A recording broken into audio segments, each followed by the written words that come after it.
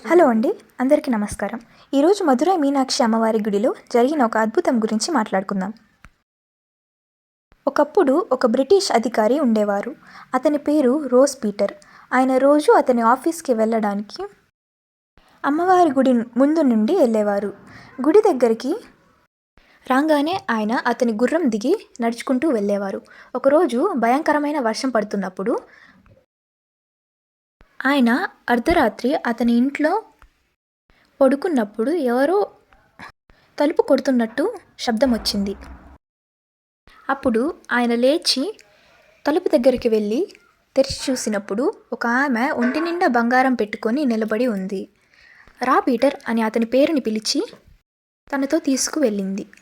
అప్పుడు ఆయన ఆమె కాళ్ళకి చెప్పులు లేవు అని చూశాడు. అప్పుడు ఆయన వెనక్కి తిరిగి చూసినప్పుడు ఇల్లంతా కూలిపోయి ఉంది. మళ్ళీ ముందుకు తిరిగి చూస్తే అక్కడ ఆమె మాయమైపోయింది.